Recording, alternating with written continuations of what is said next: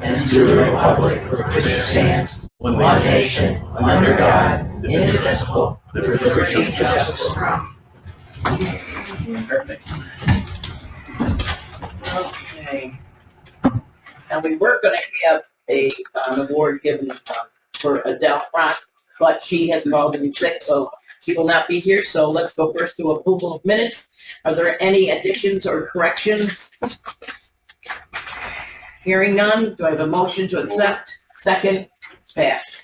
Okay, go right into resolutions. Resolution 1, authorizing budgetary modification, transfer of Workforce Innovation and Opportunity Act, our famous WIOA, funds to separate account for auditing purposes. Basically, this is just a motion to discuss. Second. And this is basically just an auditing correction at no cost to the county, just a transfer from one account because the state so deems that WIOA's money has to be in its separate account. Any questions? All those in favor? Aye. Second? Passed? I'm sorry. Opposed? Passed. Thank you. Resolution 2. Resolution designating the Oswego County Department of Community Development, Tourism and Planning as the sole tourism promotion agency for the County of Oswego for the calendar year of 2025. This is something we motion to discuss. Second, this is an annual designation, and they have to have an official, even though we have our own tourism department, therefore we have to officially say, yes, our tourism department is our official tourism department.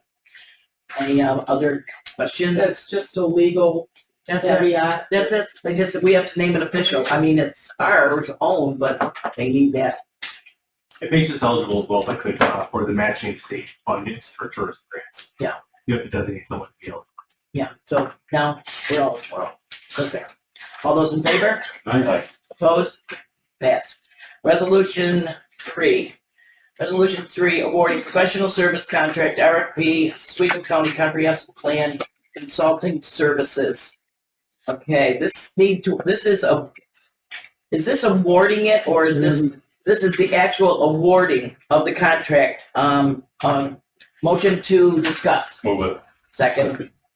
It is, we need to award a contract with comprehensive plan of service. There's 3 companies that responded, and one was heads over heel over the other 2.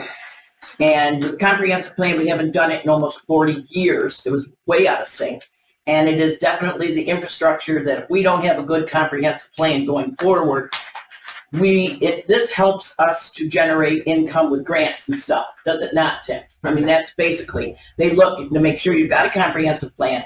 What did you do to get it? What do your people think as to where we're going to go and how we're going to do it? And there was 5 people on the selection committee, and all 5, it was a unanimous that this one gives us the visuals, the website, the information, how many meetings are going to have with every municipality, with PTAs, schools, everything. And that's what we want. We want to know really, what do our residents want? Where are they going to go? So we all went with the more expensive one.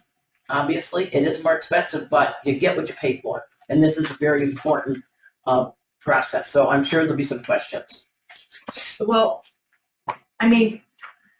do we absolutely need this? We can't do this in-house with, we have an extreme knowledge of our infrastructure. Absolutely. It's a great question. In fact, as Legislature Oswego mentioned, she was on it, I was on it, and all 3 of our planners, including the 2 planners that have between them over 65 years of experience. And they were adamant that this is correct for use, that this is necessary. The amount of work needed, communication with 22 towns, 9 villages, 2 cities, to make sure that we're putting a plan out that they agree with, that they're interested in, that helps to shape the direction that they want to go. There's a ton of work that's necessary that far superior to anything currently. Now I say all that, but we will have a heavy influence. My staff from planning to be intimately involved with every step of this. But it is a monumental. I don't know if you saw the one that the county just did last year, but that was a 4-year project run by the same firm, EDR, and it's all 300 pages long. It is a substantial undertaking. We're substantially different than Onondaga County, though. We can't even compare ourselves.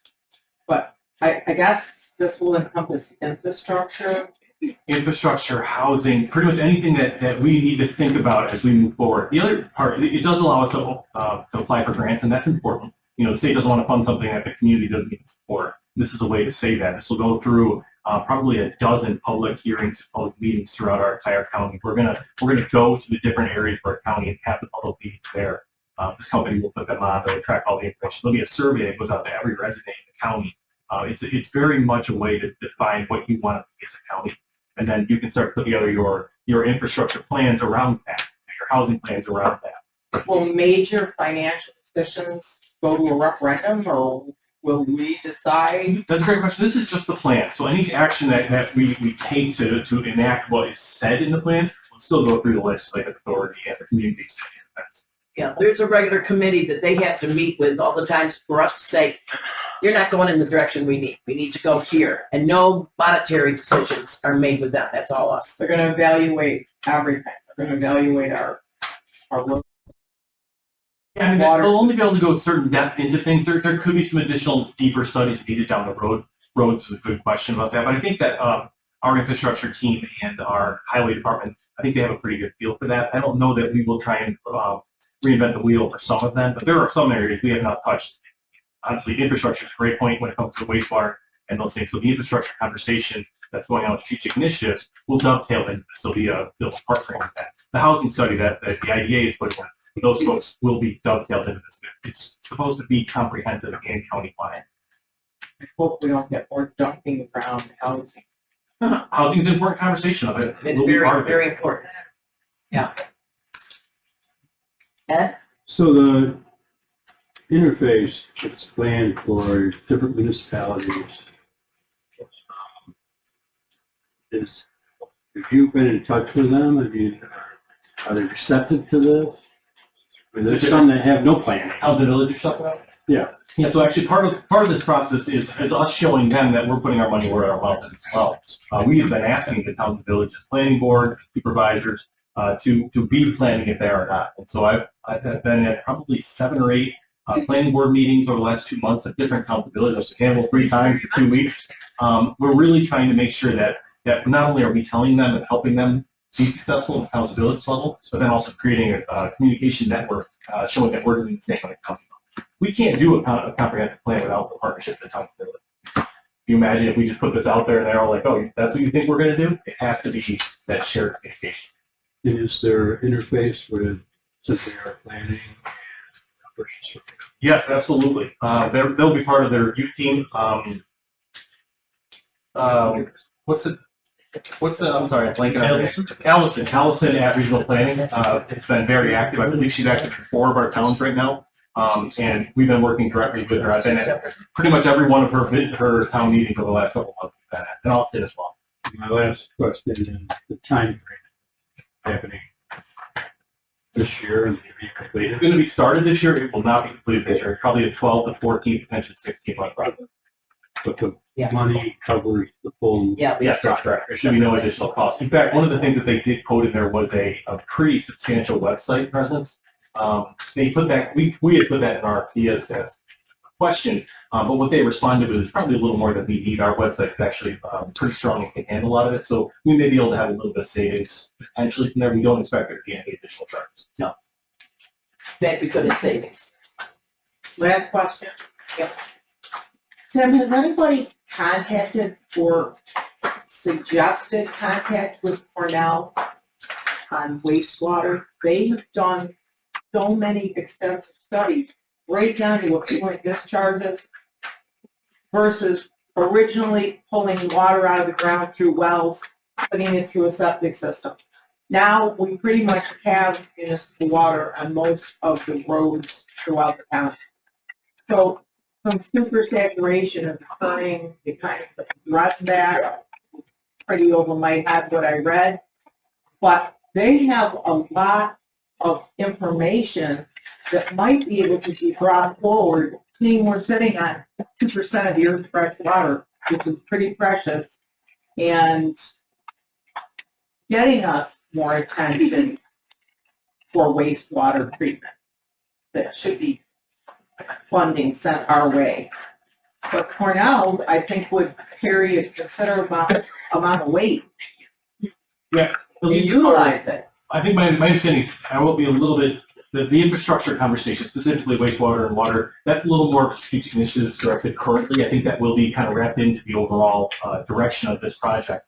But we cannot do the comprehensive plan without looking at those things. So I know, people fall under the assumption if any of these folks who've been our partners currently or anyone could be in the future, we're going to be bringing in. You know, that's part of why it isn't a rush. One of the vendors had recommended being done in 6 months. The reality is we need to spend some time. You know, we need to give this the time it's going to take to really update and understand all this.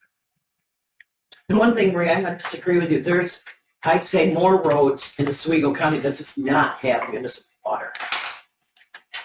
We're doing wells. I mean, I will find out from this comprehensive, but rural, there's no water out there. There's a lot of towns that don't have water. We're wells in the ground.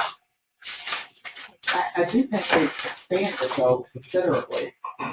Well, what Hannibal got? Municipal, only 2 districts. Scruple only has a village, and we just went out a little bit. Nothing.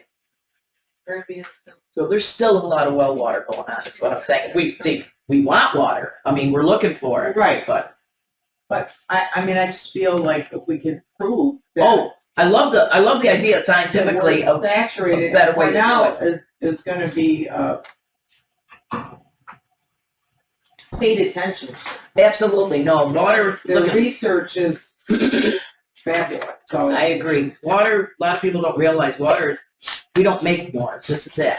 We're drinking the same water the dinosaurs drank. It's just refiltered and goes through the whole water cycle. It's the same amount of water. We don't make more. So it's very precious. But I had heard about that, though. That's yeah, there's multiple studies, and a dear friend of mine, she's in Tennessee now, though she's a Cornell graduate. She reads things that come through. She was in the science aspect. She said, "Wow, there's a lot of great studies that have occurred, could be utilized." good. Frank?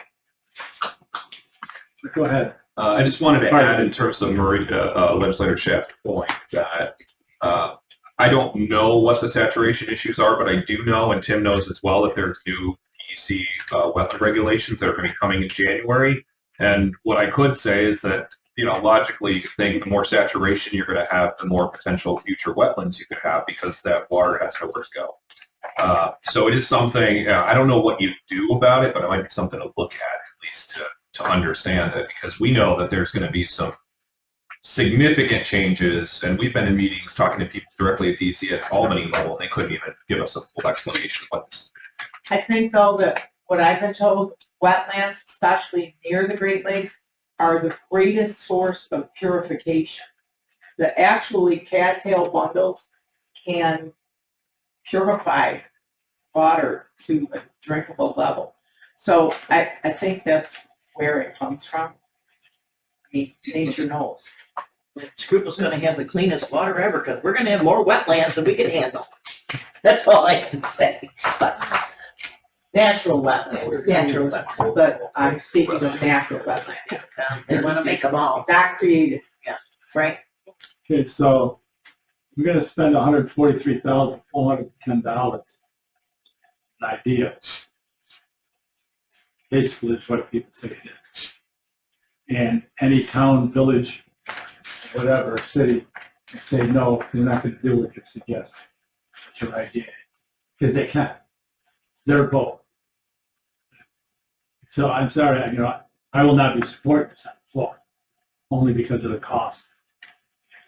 Bolton just went through a comprehensive study, and they're trying to throw it out, to do another one. Because there's certain people that, you know, say it's just an idea and that's not what we want.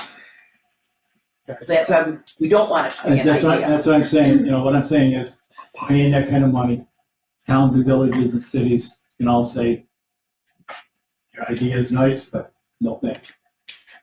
Well, you don't plan, you don't grow. Huh? Yeah. You don't plan, then you don't grow. That's what I'm saying, is I don't want to spend $143,000. They have a town and village that say, no, I would spend, rather spend $74,000, come up with a plan that, you know, you're saying, you pay for what you get, okay?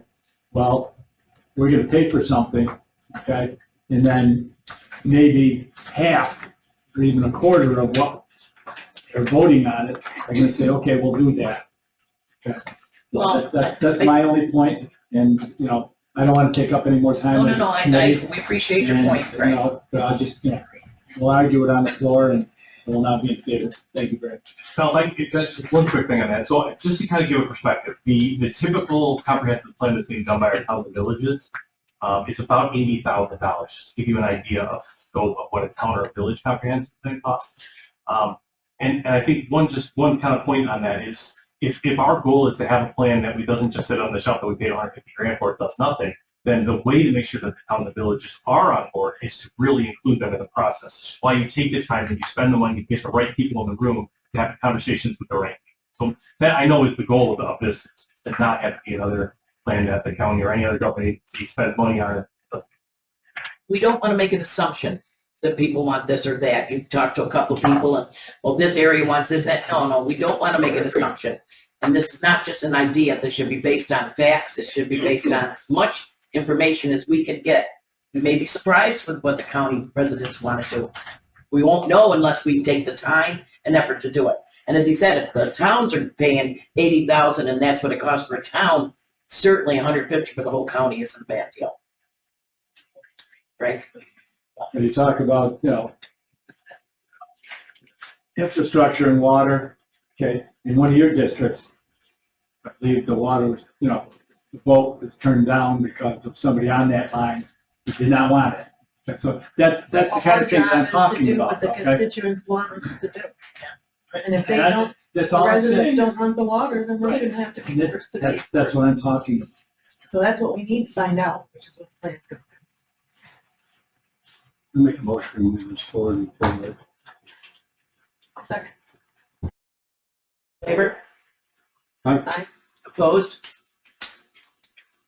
Okay, so let's go to E, passes, let's go to the handout that we just gave you, and that is for the actual payment of it. The first, I know it's kind of confusing to me, I thought it was all in one, but it isn't. One is, that's the RFP, and the second one is how we're gonna pay for it. So you have the, give it to me. Yeah, the actual resolution. I passed it around, but I think I gave them all out. Nope, that's human services.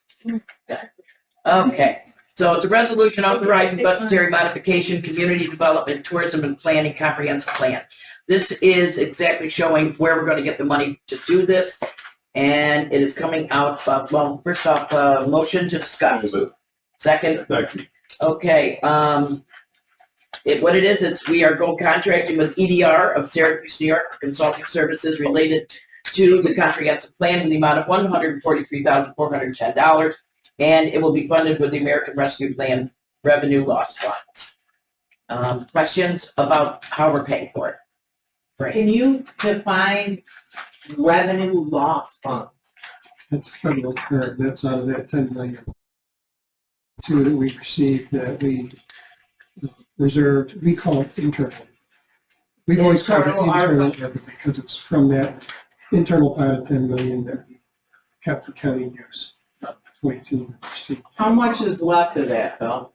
Very little. We're down to probably less than 100,000 after this, with some plans in the budget to have everything out and get it contracted out. This was one of the plan uses.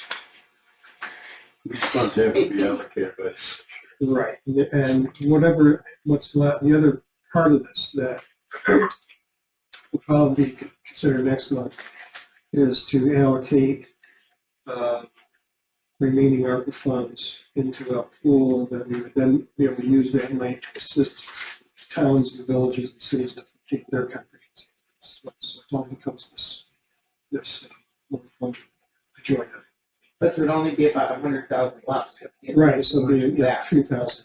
So let's just say ARPA funds come back through the business side of it, because we retracted some. Those are the Where do they go? Do they have to be done by the end of the year? The external ARPA fund, those are in the external, and there's federal rules that you can follow that allow you to reallocate after 2024, any funds that were not used. So do you re-advertise? How do you distribute what's left over? So we got to make that decision. Can we make that decision in January, or is it something that has to be done prior? How you do it, I mean, will you know how much is, you know, yeah, before us to that's, discuss? Dave turns off. He and I are both in that position. We're trying to figure out what's going to be left by the end of We may not know until well into 2026. Yeah. It's about because they have until the Doesn't end get of spent. 26. The external ARPA recipients have until the end of 26 to expend their monies. The only thing we could reallocate are those already gotten back. And that could be done by the legislature, or it could be done through the process of the Senate, or something.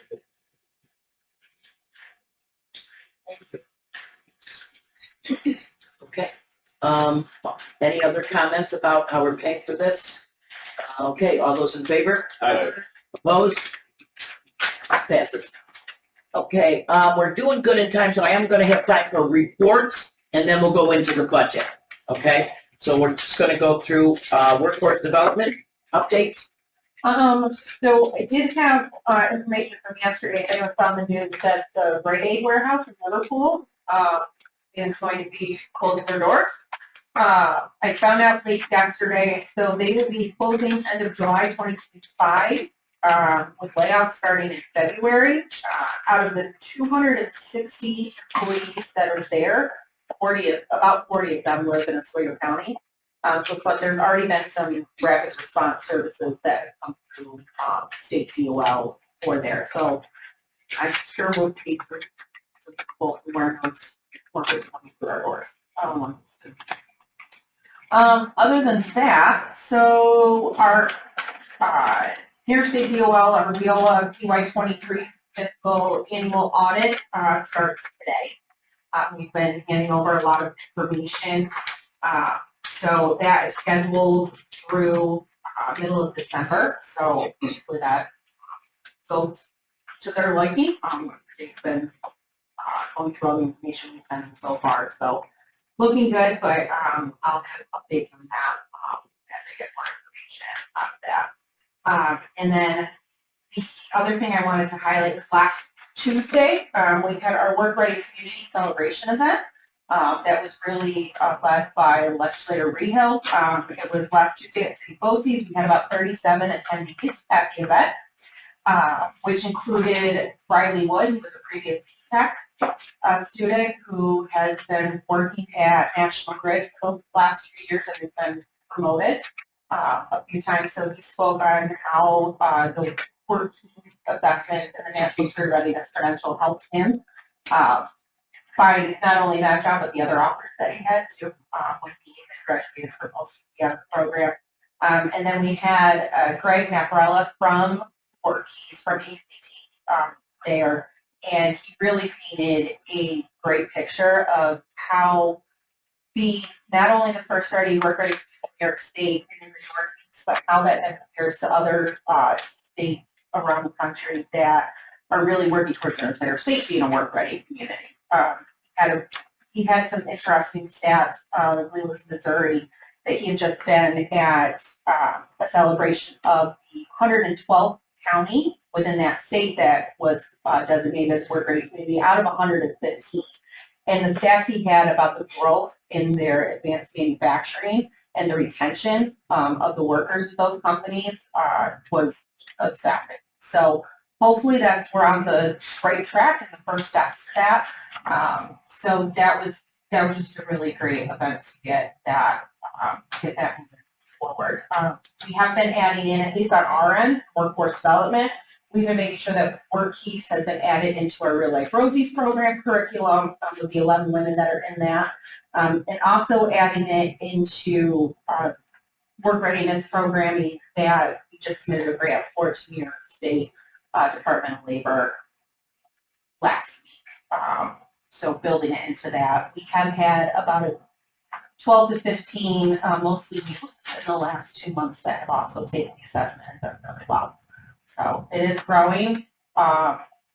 Majority of the 9 school districts are using it. They're junior seniors. So we're just really plugging ahead on that. Next step is really getting the businesses to recognize it in their job applications. Because that's really going to make a difference. Bill, is this something that we could try to get into our, into NISAC? Because I think that would be a great presentation for them to see our success and how to do it, what it means. And because I believe there's a couple counties that are looking into doing it. Genesee County is getting pretty close. They're really the only other county that's diligently working towards it, but the word is spreading. The word is spreading, so NISAC would be I perfect. believe I already suggested it as a session. Either the spring or fall. Okay, good. I think that'd be a great little thing. And also we can strut around, say, we're first, Yes, we did it. Thank you. Anything else, Rachel? I'll leave it at that. Okay. All righty. Promotion and tourism. I just gave a little update sheet in all the packets. Okay. There's exciting times going on, a lot of cool stuff. We are anticipating doing the advertising at the Terrafil Mall. That's the start. To advertise our Christmas tree our county again this year. So it's very well received last year. We're doing it again this year. There's a lot of other cool, fun stuff going on. I'll bring some more updates. Okay. What about planning? Planning, the comprehensive planning conversation is really the big deal right now, between that and the towns and villages. There are some other really exciting things going on, obviously related to what our towns and villages are doing. I'd be happy to chat about that with the legislature. If you want some update on what your specific communities are doing and the interactions that I've had, feel free to let me know. There's some really exciting stuff going up in Sandy Creek area right now. We've been working with Mexico, Village and Town, and we've been out in the North and Shore council governments as well this month. The one thing I do want to bring up is, it's kind of touched on a little by Austin, is this new wetland regulations that are taking into January 1st. This is going to be a substantial effect on our ability to develop property that we have in this county. I don't want to get too super negative about it, but and anyone who's curious, I can send around the deck that set up, I can see at our last meeting. But they anticipate, real quick, in that the EC has said that they currently oversee about 1 million acres of wetland in the state. They believe that through those old maps, the old wetland maps, probably you're aware of those. And so in the past, when a developer wanted to do a project, they look at the map and they say, okay, this is a 100-acre project that I'm going to do has 12 acres of wetlands, and they can work around it, and then ultimately engage your project. Under the new rules, the maps are going away. And so every project that is in a triggered location, I'll explain what that is really quick, but if you are in one of the locations the state says you got to ask, you can't use their old maps anymore. You need to actually go pay an architect engineer to do a delineation every single time for every single project. That's going to have a huge slowdown. They're going to they said you have at least 3-month review from DEC on every one of these requests. In addition to that, New York State DEC and Albany in this call said that they anticipate that under this new process, they will bring at least 1 million additional acres under their review of being wetlands in the state, which, as you can imagine, understand when you're doing a project, not that you don't want to protect that area, but you do have to understand that that could limit your ability to do. And the other thing that could be a big deal is that if you were to, say I've got 100 acres and I've assessed at a certain value, I'm paying taxes on that, and ultimately the state comes in and says, well, half of your property is wet, you can't do projects there. Well, I very well expect your institute coming back and saying to their assessor, hey, wait a minute, you can't assess this. I can't do anything with 80% of my property. And I think it could end up having an effect. So I think it's something we need to keep an eye on. There is going to be an open comment period after they've already put it into effect January 1st. So, oh yeah, and don't forget the most important piece, the 800-foot radius, so 1,600-foot diameter around what they're calling a vernal pool or vernal pond. If they find more than 2 amphibian egg sacs in our region, they're going to refer to it as a vernal pond. And 1,600 feet total. That's 5 football fields with essentially a puddle in the middle. It could be very, very devastating for our ability to develop. So I wanted everybody to be aware of this. We're going to have more conversations about what this looks like. Can't they just concentrate? I was going to say something about that. What was it? How many acres do we currently, before anything happens, do we currently have in wetland? In Oswego County? Well, Oswego County has one of the highest concentrations of wetlands already. Because of Under the the lake new shore. rules, under the new, because they're removing the maps, technically we have 0 right now. We will then have to reassess every single acre. What do we have right now? I don't have an exact, does anybody know? I don't know the exact numbers. I can find out. I can show you a map. It's actually covered. As it stands. As it stands, I'm As it just stands. curious. Of the whole state, when you look at it, Oswego County is almost totally blue. We've got more wetlands than any other county in We the have a state. lot of lake shore. This isn't even the lake shore. This is southern Oswego County has so many wetlands already. And now with Micron coming in and making them, so far I think it's 700 acres in Schuylkill alone.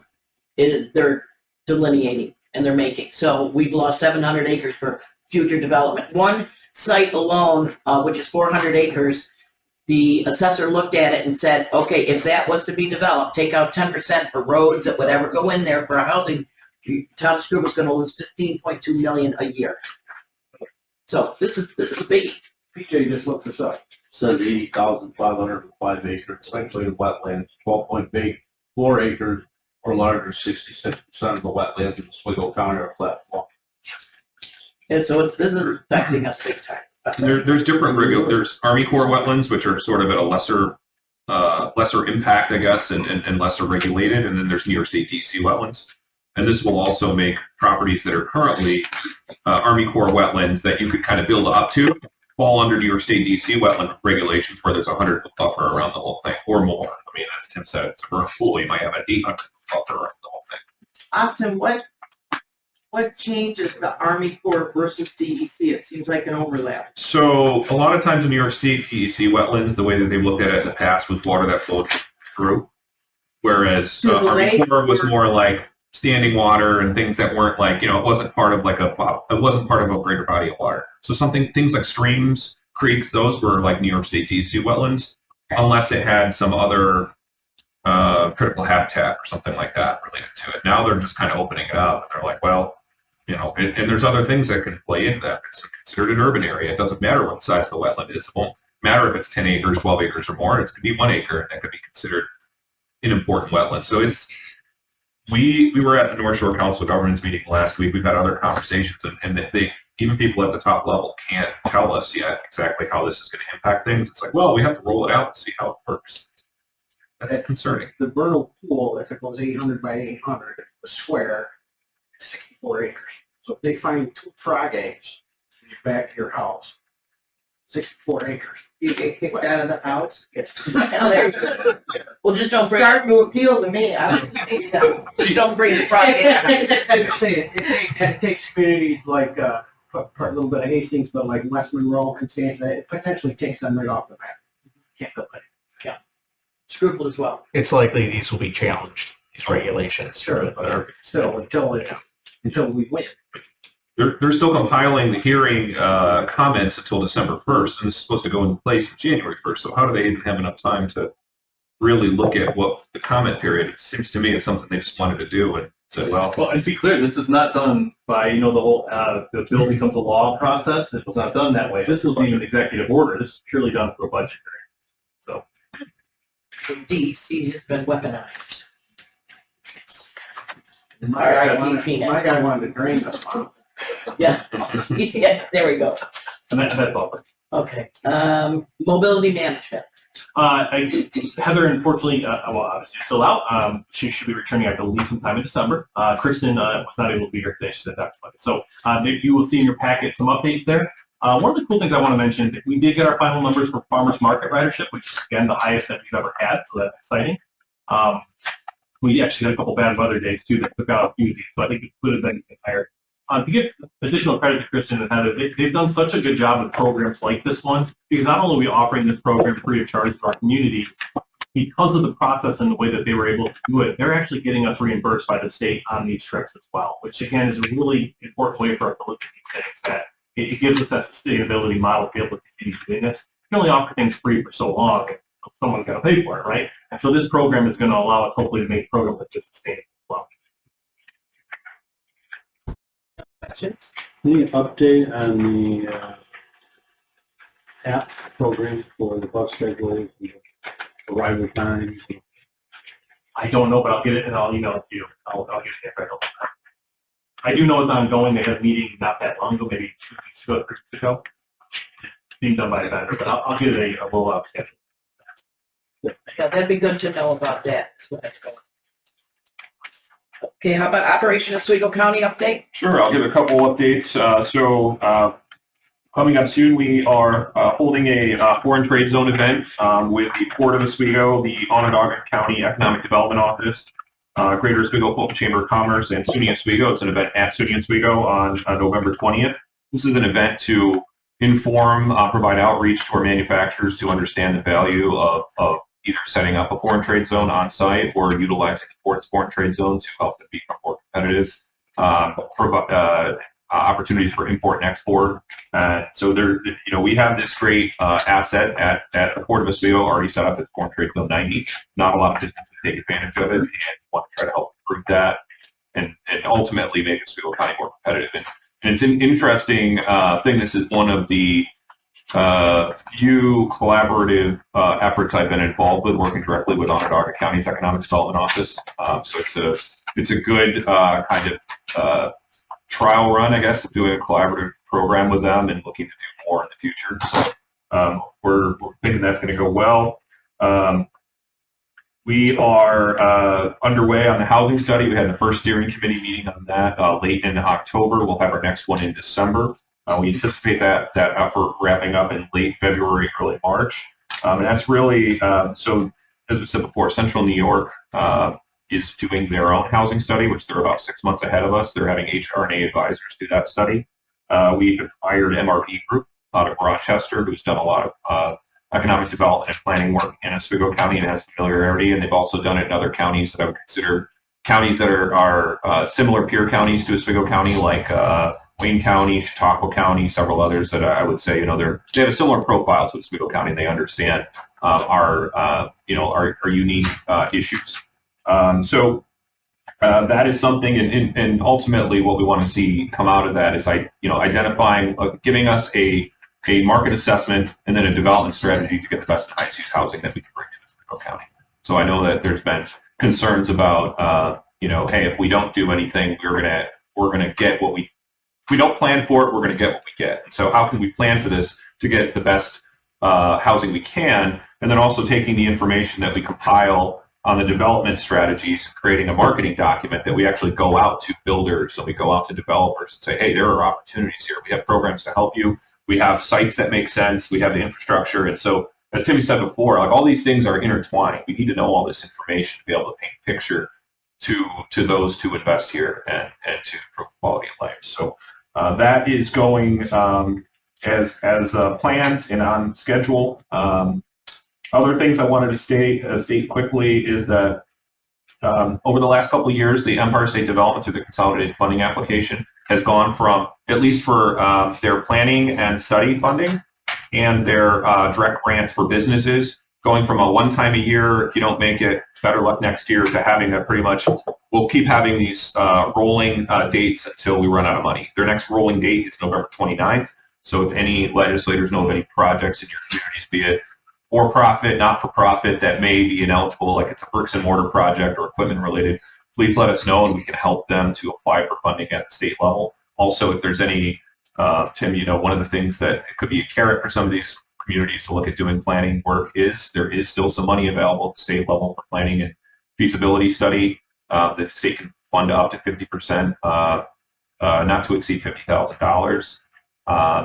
It's something that's out there to potentially look at. I don't know how much money is left. I do know it's still available this coming around, but this is money that's available statewide, and it's extremely competitive. So other things really quick, so Operation Oswego County has worked with, assisted several communities in Oswego County to submit DRI and New York Board applications. They're actually going to have scoring on that in this next week.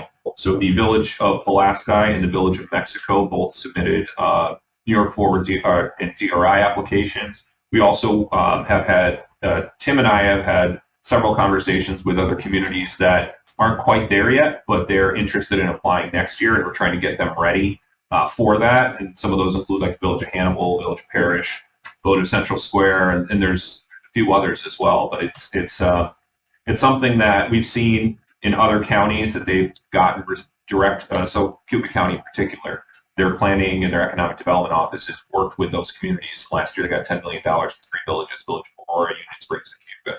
So there's a precedent that our ability to assist these small communities in the technical assistance side to help put together a winning application can work. And so we've been working on that now, and we'll continue to ramp that up over the next year. And just one other thing, and this is something for those who may be interested for projects in your area. We are working on right now coordinating manufacturing tours. We're looking to do half-day manufacturing tours in the different communities around Oswego County. So Oswego Area 1, which would hit Novellus, so it would hit Fresh Food Group over in town of Oswego, and Fulton 1, which would be Hudamaki, would be Davis Standard, Universal Metals, and NET and Dye.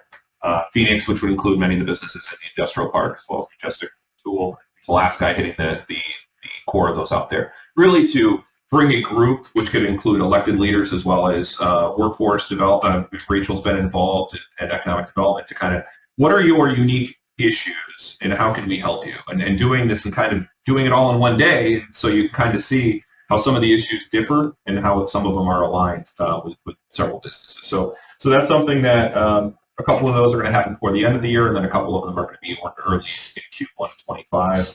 But it's we're really trying to ramp up outreach, this retention expansion services as we move into this next year. Any questions, comments? Greg? Go ahead. Oh, well, other than Empire State, DRD funding applications, are any of the applicants you're working with have a problem with securing funding for projects with the interest rates the way they are? Is there a money supply issue right now? It's not that banks aren't willing to lend, it's just that the numbers that they're willing to lend at is not necessarily conducive to making projects. What we're seeing is that for projects, they're having to sacrifice, reduce project costs to make it still affordable to do. Some of them are waiting to, I think a lot of things, it's very timely, waiting to see what was going to happen with the election and kind of see where things go from there. This is an issue that we've seen at the state level, not just here in Oswego County. I mean, there's a lot of entities that are kind of sitting on the sideline waiting to see what will happen. We do have financing programs available through Operations Oswego County and the IDA. Those are typically gap financing programs. So while we can assist on helping with that, where levels are, it's not a bank issue. I mean, it's just where the numbers are. If prime is this, they got to lend at prime +2 or prime +1. So those numbers are in an area they're not comfortable with. The projects either they don't go forward at all, or they get cut down to a number where it's affordable with the cash flow that they're confident that they would have. So can't answer directly, but I would say that we are involved in several projects. We've helped to try to make them more affordable, but I think that there's some level, especially at a higher, larger projects, that just the financing is a little expensive right now. We have been able to, with higher interest rates, we've been able to utilize programs that haven't been used recently because when interest rates were so low, they weren't attractive. So in regards to ConnectCare's projects, we were able to, the Civic Facility Corporation was able to assist them with tax-exempt bond financing for not-for-profits that actually, it helped them considerably over traditional financing, which they had to go traditional financing. The project probably would not have gone forward to the level it was. It would have been cut back by probably a couple $1 million. Yeah. Right? Yes. Several questions. Yep. Net tool and die. What's the game plan there? Do you see if they Was just when they're going to be? I know they're in there working. I see them in there working. So speaking to Michelle, she wants to be ready by April. I don't know if she's going to make it, but I know she's cracking the whip on the VIP structures team that's there. I was there last week. We actually just took some pictures. They've got equipment in. They're demoing floor. They're removing some material to get things ready to pour new floor. From what I understand, they're on schedule as of now, but I'll keep you updated through the next couple months to see if they stay on track. But yeah, they're looking at a spring movement. Now, no, I'm not You got- I'm not done, okay. not done with him yet, okay? He knows that, okay?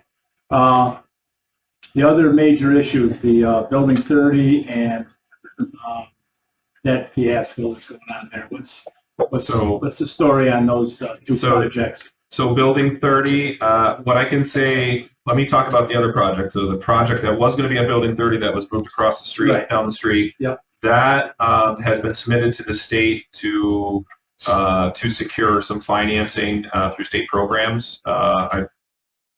I know that they had done that. I believe it was in September. I believe it's sort of, when you submit stuff to the state, it takes a couple months to hear back. I don't know. I don't believe that there's any issues with that. I believe that they're just waiting to hear back that and then they've redone their site plan and everything, because what they had before was within the existing Building 30. Obviously, when they move it, then they're talking about brand new construction, and it's going to be a different footprint. It's originally was going to be a 4-story building. Now they're talking about a 3-story building. Originally they're talking about 60 plus units. Now they're talking about 46 to 47 units, or 46 to 48 units. So it's shrunk the project a little bit. So I think that right now, once they have their financing back, they're going to the city with site plan approval. I think they just want to make sure that the funding is secured before they go with a certain site plan that they may need to tweak and maybe shrink at that point. So that project is moving forward. The manufacturing startup facility that's moving over, Part of your deal, yeah. part of ours. Bait So and switch, yeah. well, it was I wouldn't say that, Frank. You wouldn't? I would say it was. You don't live there, I do. It was a deal made to try to get everybody on board that needed to related to decision making. So with that project, there is about a little over $2 million demolition cost related to Building 30.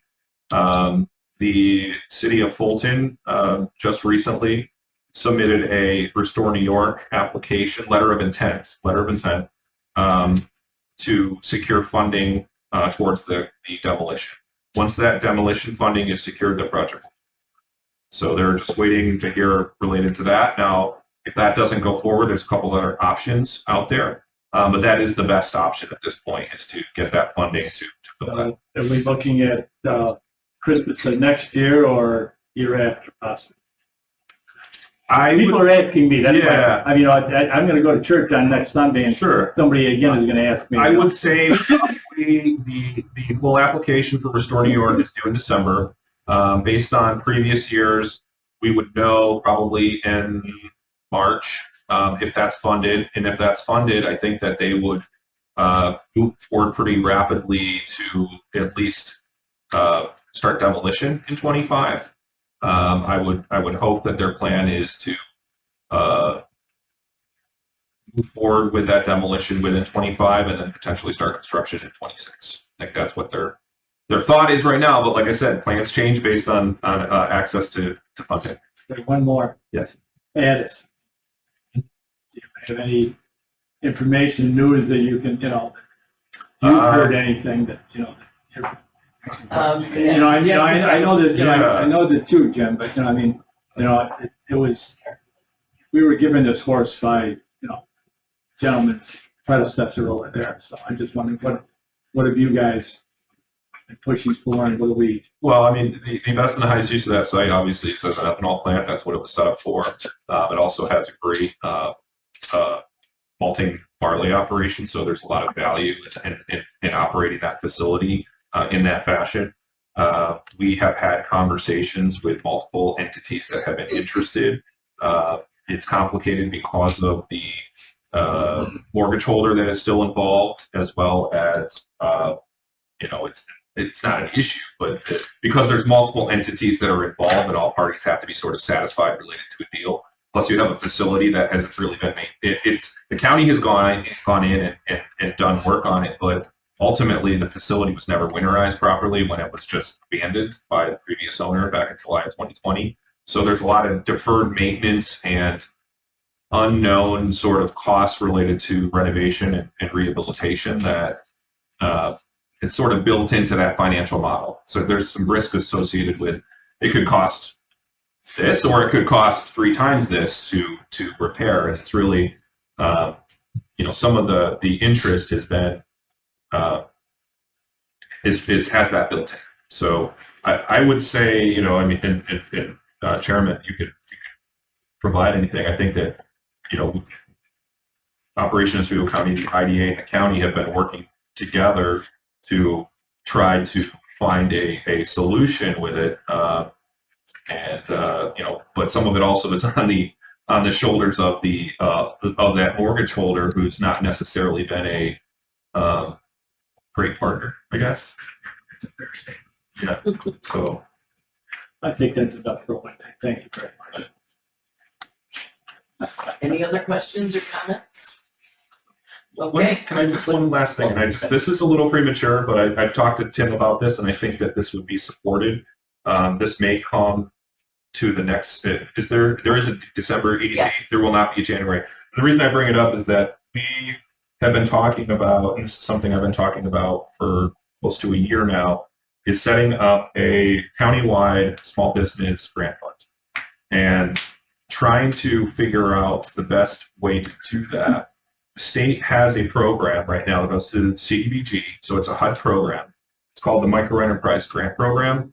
The county could apply for up to $300,000 to then be the recipient, and then find subrecipients that would have to fit certain criteria of being microenterprise businesses. We already have a microenterprise loan program, but this would allow us to create a grant program, and then we could potentially utilize, and say, hey, instead of only doing projects up to $35,000, which is what the microenterprise grant could do, we could potentially provide some as a grant, some as a loan, and be able to leverage and spread that dollar further. And the way that program has to be done, it has to be applied for by a municipality or a county.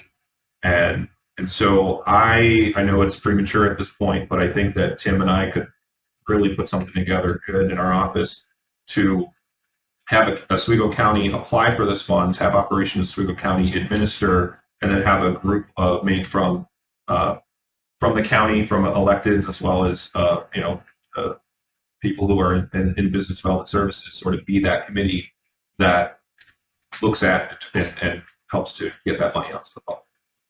Awesome. Tim, we look forward to seeing that, hopefully maybe in December. Great. Okay. All right, so the main one is over. Let's go right into budget review. And the first 6 of our ones are on page 2. So page 2 is a biggie right now, so if we go there, we can go through several of them.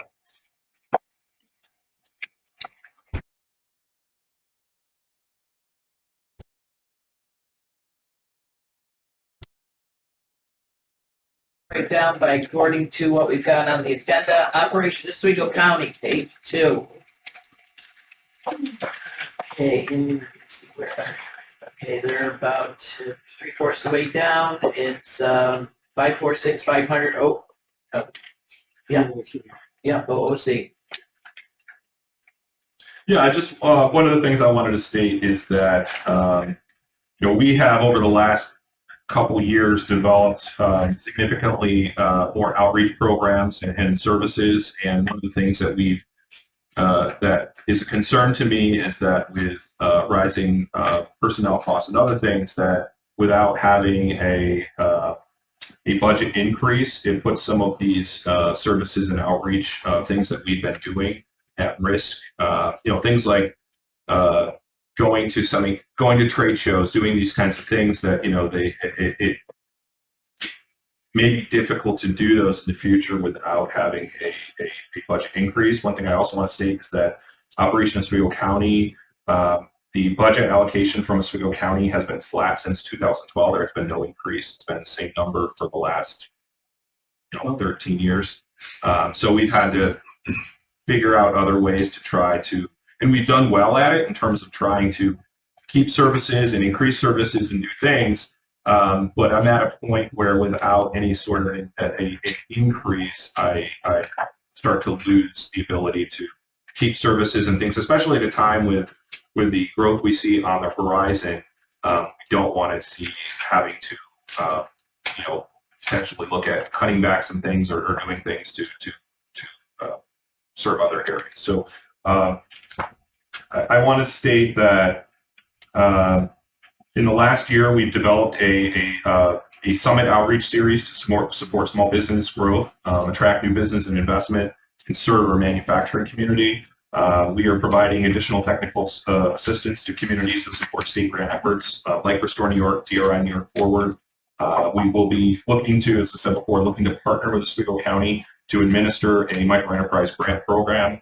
I will also say that over the last 2 years, we've put together a strong staff to meet the economic development needs of the county and to increase that capacity. So I would ask to hopefully consider this budget increase. Yeah, I'd like to personally involved with Richmond and Glasgow. The hands-on involvement you have now with those community planning has led to them securing funding and strong advice.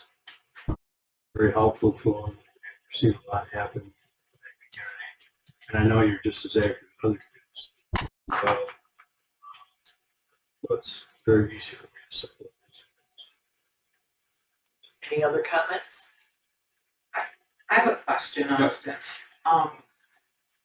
Pilots granted for like 25 years, sometimes with extension. I looked on some properties that were previously paying more taxes before, say, the building was taken down, new building up. It is my understanding, though, that the decreased school tax payment and everything ends up getting spread across the end of the taxpayer. I just feel a 25-year pilot in business, you've got 7 years to prove yourself or go out. And I just don't think it's fair to the general taxpayer, person's working. I mean, I feel that 7 years is plenty of time, the same person. And to give that for so long, SITE has just had like a rolling, ongoing grant, if you will, not a grant, but pilot to not pay a lot. Site pays $5.5 million to the taxing authorities in Oswego County. I understand. Yeah, the second highest pilot to 9 Mile. But one thing I would But say, if you looked at their profits, they're astonishing. I will say that there are no pilots provided without there being a project. So an entity like SITE could not just come to the IDA and say, we just want to extend that pilot agreement. We would have to go back and say, what are you doing in terms of investment, modernization, and job creation, retention to make yourself eligible for a pilot agreement? They've had a pilot in place Since they started. Right. and they have not put a ton into it to date. I mean, they try to keep those jet engines and everything together. I have nothing against the site or anybody who works there. I'm just concerned with everybody who gets that spread across the tax base. It just seems like ongoing is too long. 25 years is just too long. Yeah, I won't say this because I can't 100% confirm it, but I do know that properties that are tax exempt for whatever reason, if it's a 501c3 tax exempt, at least specifically to the school districts, those school districts get additional state aid related to properties that are off the tax rolls. I want to look into that more on the pilot side and see if they also receive additional state aid. That's a different type of, okay, it's a different type of exemption than, what you have. They for do that. not. I will say that, Concern. yeah, I will say that a 25-year pilot is a deviation from our typical schedule of 10 years for non-manufacturing and 20 years for manufacturing. And I saw a lot of 25s. those were all the mixed-use projects related mostly to the City of Oswego DRI project. I would say that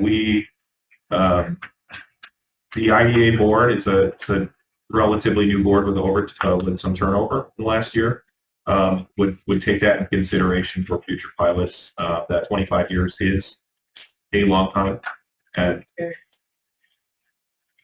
Guess we could be thankful we're not that county where I think they gave Micron a 49-year 49. pilot. Do you really think Micron's I do. Well, you're paid to. Well, no, I think that they have too much invested into it to not do it. Yeah. May it be a smaller project or may it take longer? Yeah, but I don't think they're just It was not a going to. Joe Biden project. There's a good chance to get it. In my opinion.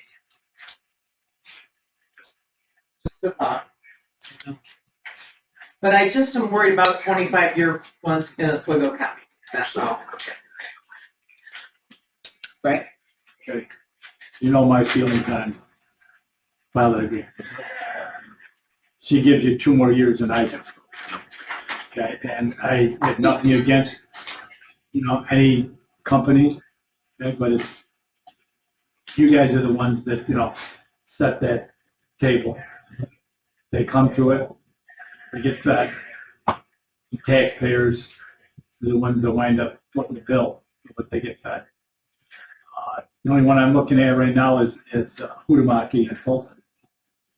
They've been on a pilot agreement for quite a while. And I do know for a fact, okay, people that work there, that one of the pieces of equipment that was purchased, that were given a pilot agreement on, was fine-tuned in Fulton and then shipped out. I think it's Kansas City is where the other plant is. Okay. So I'm sorry, if you're not adding employees, and that's what the Oswego County wants. We want more employees. We want more jobs. Okay. Then, and always, okay, we're gonna save so many jobs. Well, I think Hudemaki is gonna stay unless the union comes up and says we want more. But that's my idea. But I'm just saying that unless they're gonna give us X amount of more jobs, then they don't get a pilot agreement past 5 years. If you don't give me those, number of jobs in 5 years, then you know what? You don't get another pilot agreement. And I'm just asking because that's what we want. We want to develop. And we're not being hard because we'll give it to them if they're going to develop and they're going to produce more jobs. That's all we're asking. Thank you very much. Any other questions? Okay, so all those in favor of passing this budget? Second? Opposed. Okay, so all those in favor? And opposed? 2? Well, Well, you're not here. I can't You're- vote right now. Yes. I'll vote on the next one. Okay, thank you. Oh, I'm sorry. Okay, do I have first? Second? Now all in favor and those opposed. Okay, it passed. Okay, next, Central New York Regional Planning and Development Board. Good morning, everyone. Good morning. Thank you, us, set the precedence I just sit here. Great to be back. I think 12 months have gone by, but here we are getting ready for a new program year. We are making a level budget request to Oswego County for our program in 2025. So $164,000, which is where we've been I think 3 or 4 years now. The county funds that we receive from each of our member counties, so the other 4 member counties are Cayuga, Portland, Madison, and Onondaga counties. That, as I explain each year, that's really the financial base for our operation. Covers about 20% of our operating costs, and then the balance of our budget we secure from a whole range of federal and state grants, something we call contract service revenue. But the county funds really give us the ability to provide the local match that's required for so many of the federal and state programs.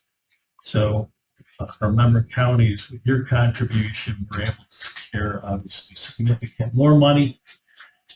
That money will continue to support a number of program areas that we've been very active with, certainly here in Oswego County. In the last few years, we have a small economic development program that I think was very helpful between Boston and folks at Port of Oswego this past year in securing a couple of very large grants from the Federal Economic Development Administration, who we work very closely with.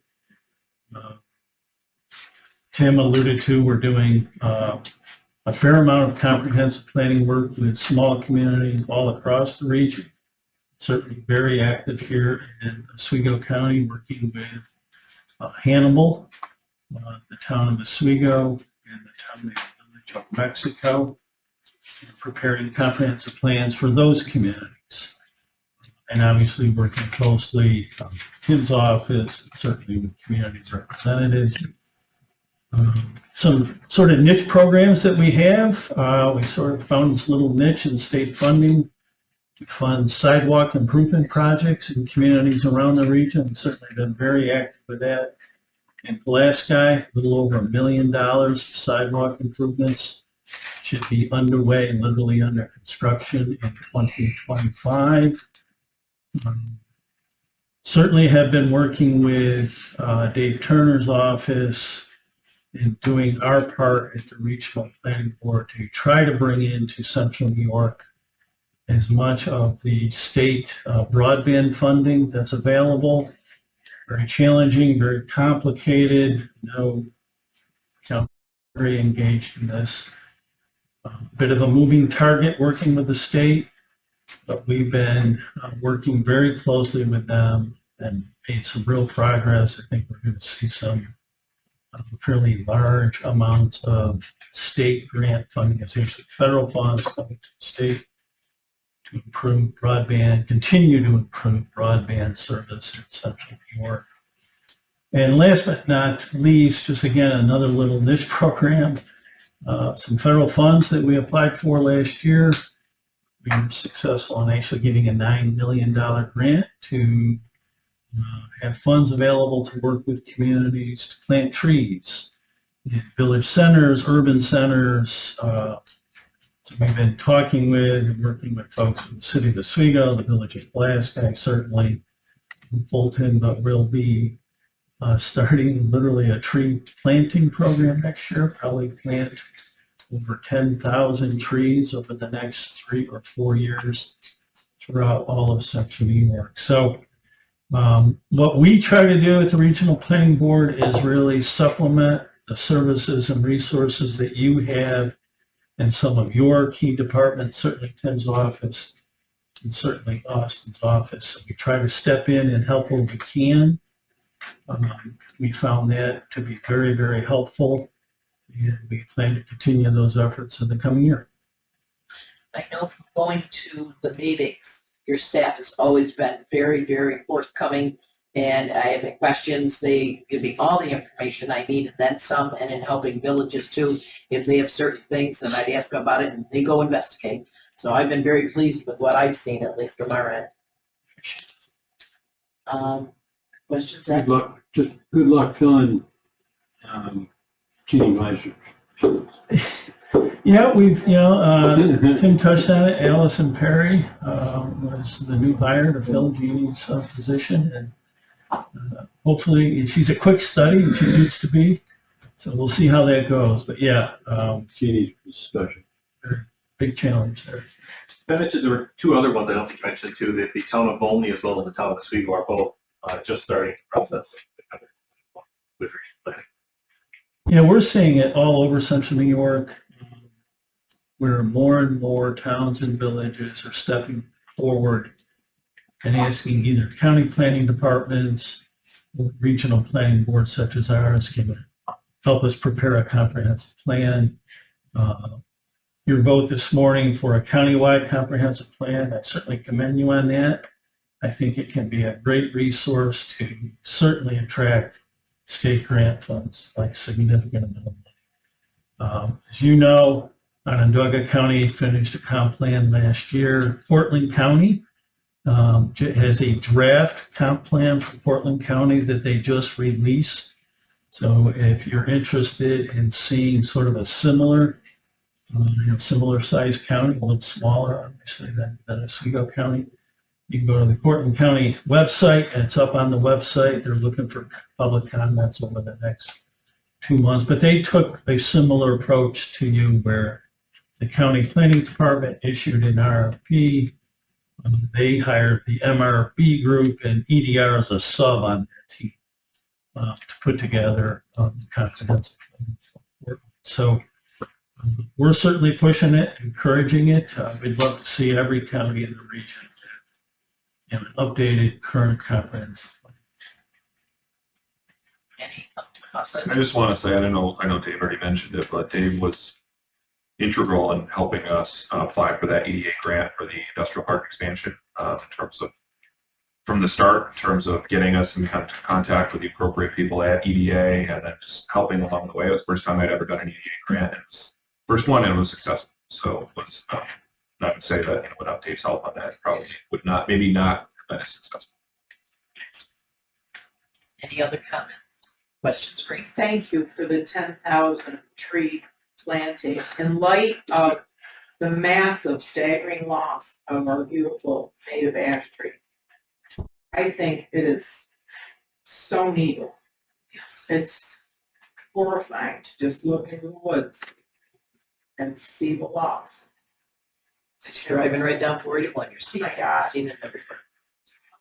Like a bomb was dropped, you know what I mean? It's just awful.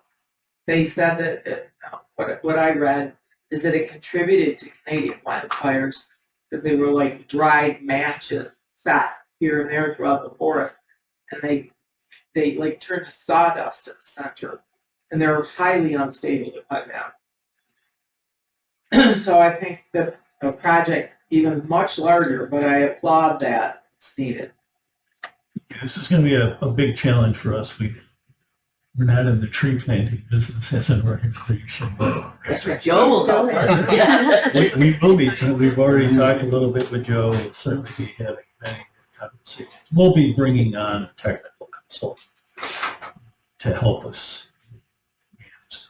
Might make the motion then. Okay. I have a second? All those in favor? Okay, go to regional transportation. They're not here.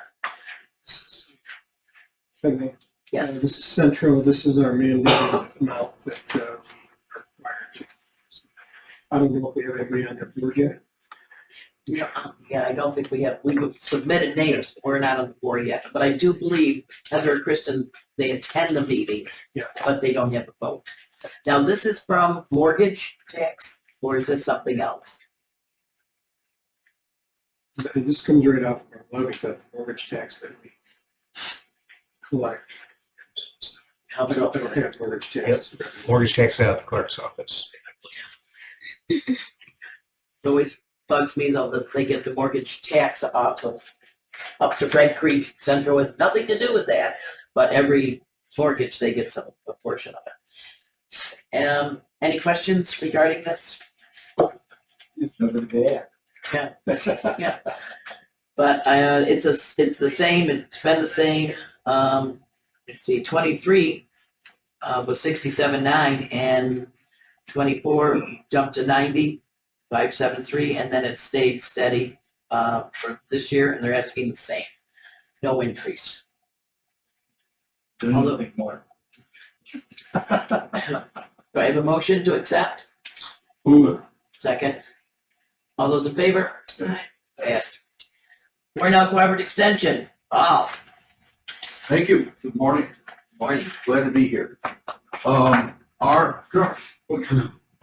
budget request is level funded for this year, mainly because for the past 2 years, the state of New York has stepped up the cooperative extension additional. So as long as the state is providing us with some additional money, we are not asking for an increase. So that's always a good thing. The budget is broken up into 3 separate lines that allow us to continue our job of providing research-based information to the people of Oswego County. We've had some pretty good successes this year that we're really thrilled with. Our 4-H program is almost back to where it was before COVID. It's kind of hard to do 4-H clubs when people are under quarantine. So those numbers are coming back up. But the real success stories, people have a tough time understanding that fruits and vegetables are commodities. Whether we like it or not, they're subject to the economic laws of supplies and demand. So if I'm an onion grower and I grow more onions, the result is I'm going to get less money for my onions. If I'm an apple grower and I grow the same apple year after year and I increase the number of apples I grow, I'm going to get less money. So what we've been trying to do for about the past 5, 6, maybe 8 years is try to introduce some new and different things to our growers to give them some opportunities to maybe do something different and maybe start a different revenue stream. This is a direct result of a guy who had very great success in Pennsylvania in growing kiwis. So kiwis are a tropical fruit. This guy figured out how to do it in Pennsylvania, and he made a fortune. So over the years, we've tried to introduce several different things. You might have heard me talk about this once before. About 10 years ago, we did a huge test field with Cornell professors who came up every week to try to grow artichokes up here. They were gorgeous. I mean, I've never seen anything so beautiful all my life when they flowered. It's a big purple flower. It's just a gorgeous field. But it didn't work out because we didn't have the equipment to do it. So what we've done for the past couple of years is last year we had the very first New York State Conference on pawpaws. Right? Have you ever heard of a pawpaw? Pawpaw fruits, okay? So they are actually one of the few indigenous fruits that's here in Native America, or in North America, okay? We had a very large concentration of them over in the Three Rivers area, and there is still some evidence of old trees that are not producing fruit anymore, but we actually sent a person in there to go and see if they could find them. So 2 years ago, we did a pawpaw conference, very well attended from people all over the state. The result of that is we have about 8 different growers in this area who are now growing pawpaws. And the big success story is there is a nursery in central New York that is now growing pawpaw stock that can be sold to growers around here. So I don't know if this is going to be the next best thing, but it's something that we're trying, and the growers have embraced it. There is a very large profit margin in pawpaws, higher than most other things. This year we tried to do something a little different. Anybody ever heard of a hascap? Okay, you might know it by a different name, honeyberry, okay, which is in the blueberry family. We did a hascap conference, very well attended. We were very lucky to have brought down really the world's foremost professor on hascaps from Canada. We flew him in. He did a huge workshop for us. We do have one grower here in Oswego County who was doing hascaps before us. He showed up and gave his own version of what's going on. And again, this is an opportunity to try to give our growers something different. You can't keep growing the same thing over and over. Your prices are going to go through. So we're trying to give them some opportunities to do something different. The pawpaws have taken off. We do have growers that are doing that. It's too early to tell right now whether honeyberries are going to make it here. But that's just a couple of the things that we're trying to do to try to give our growers a little bit of an edge on the rest of the world when it comes to agriculture. So there are 3 separate requests in there. The first is for the teams, the fruit teams. This is not our money. This is money that it comes in one door, it goes out the other. It's what allows us to buy basically a timeshare. We end up buying into teams that can come in. You know, think of it as if it was a medical practice. You know, could you hire somebody that could be a cardiologist, family practice, you know, all those different expertise for one fee?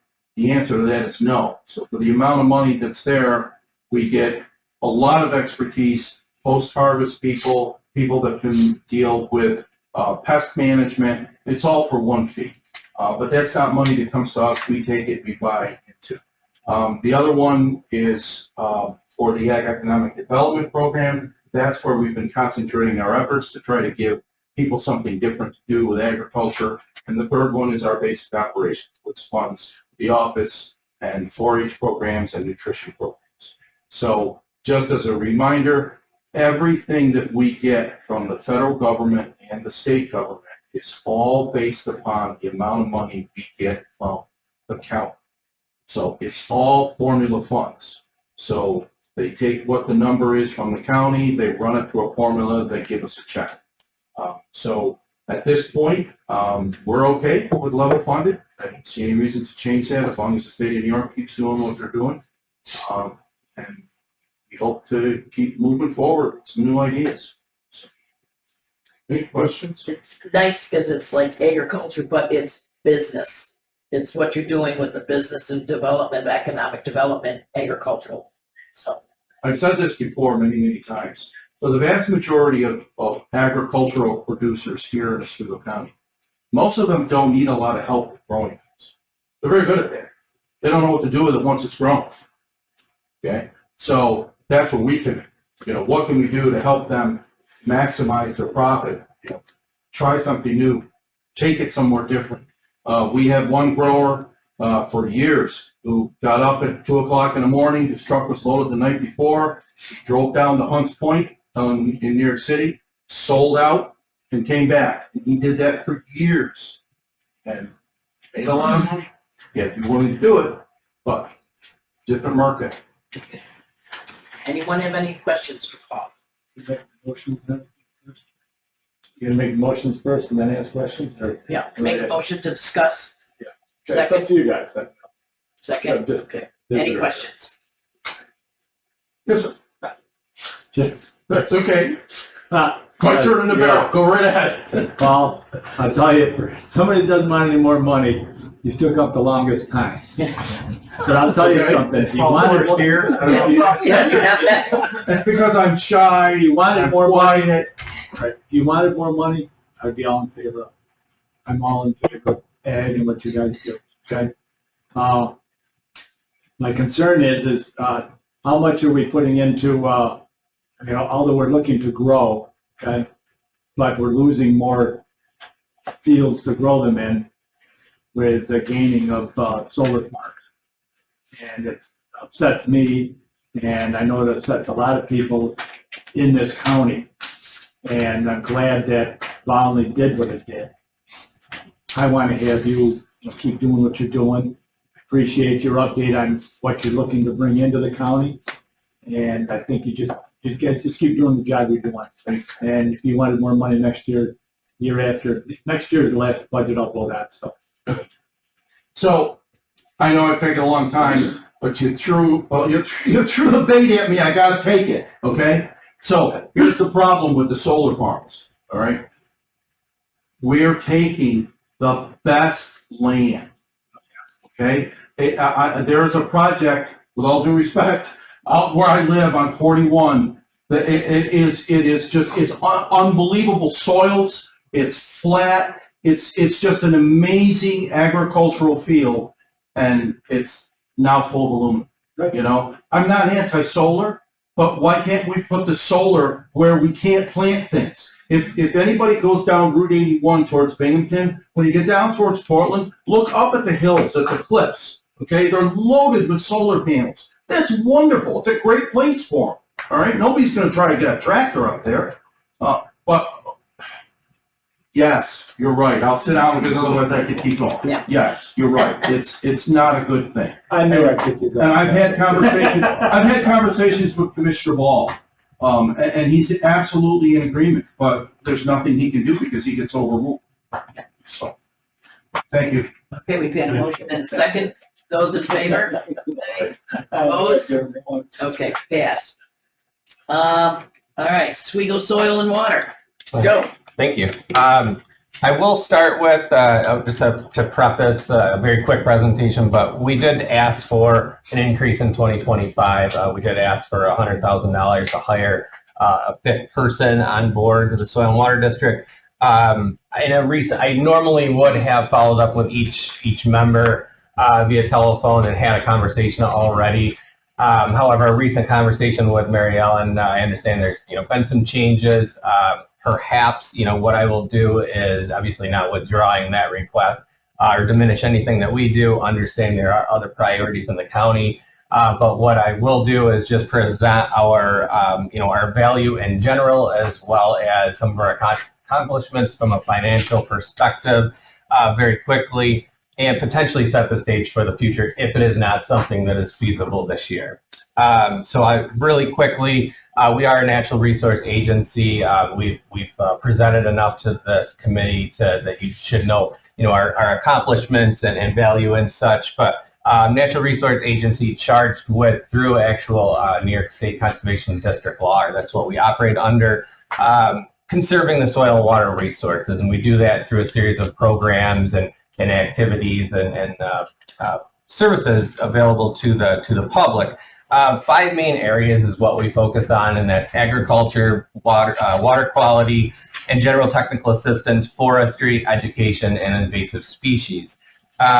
These programs do have, obviously, when we accomplish a project, has a very high micro impact and so forth, and even further on the county and the New York State itself in a lot of cases. But it also has ties to major economic resources and in the county, major economic engines, forestry, farming, recreation, water supply, fisheries, and also we have ties to, in some cases, public health and public safety as well. We are, a little different from other agencies that we really are a boots on the ground agency. We are right out there taking measurements, talking with the public or other municipalities and such, and we use all of our tools to provide an efficient and effective programs to the public. So in 2024, we're projected to have brought in beyond the county appropriation about almost $600,000, which that's conservation on the ground, talking with the public, a value of something that we did. So we kind of compile that number. That certainly could be a lot higher. Let's say some advice was given to harvest property in a certain area. Maybe that timber is worth $50,000 or $60,000. Now we're not taking all of those types of figures and putting them in there, so we probably could inflate that number a bit, but it's really what we know, some hard numbers, but still a fairly nice number, in that every dollar that is given to the Soil and Water District, that we are bringing back $3, and that has the potential to be 4 or 5 next year if we have a few projects that we are planning on, if we do come through and actually accomplish those. So we also have, accomplishments, hundreds of assists within the county, whether it's municipalities, the public, the county itself. And we do that on an annual basis, also deliver multiple programs and services and projects throughout a given year. And all that's done with 4 full-time employees, up to 9 seasonal employees during the summertime. And that's all with looking at an ever-increasing workload. So if the resources were available to put a 5th person on board, that would be for primarily water quality. We would have that individual work on a plethora of items, planning, designs, permitting for municipalities, and recreational clubs, assistance with drainage and ponds, stormwater certification. Hopefully that would be an individual that could pursue that, environmental reviews for regulatory features. So all of those things are increasingly important with climate change and climate, striving towards climate resiliency. There's a lot of forestry monies out there, and what this would potentially do is take a little bit off my plate. Obviously, we work as a team, but a lot of these now non-agricultural water quality programs are coordinated by myself, so perhaps we'll have a little shift in structure. Perhaps that can come off my plate. focus my time on earning some more funding in other areas. So that's what it would allow, is a little shift in our structuring, and that will come anyways with, in the foreseeable future, some transitions that we'll be going through with staffing. And I do feel that I am, we'll be taking some major programs, shifting them where it makes more sense to increase the effectiveness and bring in obviously the highest amount that we can and still offer the best services we can to the public of Oswego County.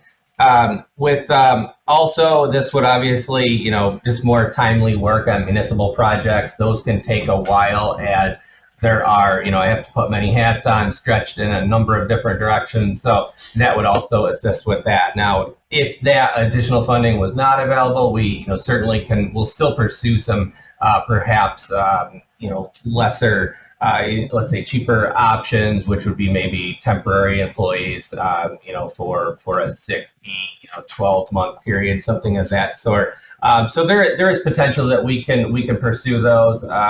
Obviously, that would be the option that would be the biggest thing for the buck. But there are still still hope to do that. And with that said, obviously that may an extra individual, extra funding that would obviously bring our ROI down slightly, at least for a year. But that potential is there for other funding, like WQIP funding through the state, shifting some of our our other funding. We actually have a really large grant out for about $450,000 in water chestnut treatments over the next 3 years.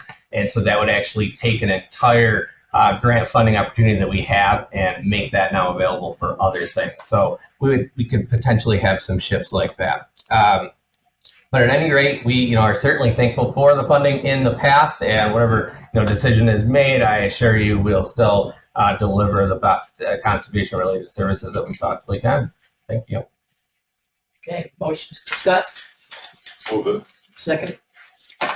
I do know from going to attending the meetings that you have been being called upon for more and more from DEC, that they're asking you to do this, to find out this, to go over there, as well as other counties asking you for forestry as well, because I believe another county forester retired, and you've kind of been taking on the load. And that did occur. The state forester that would service the public retired. I think might have been the end of last year, and that did increase our workload a little bit.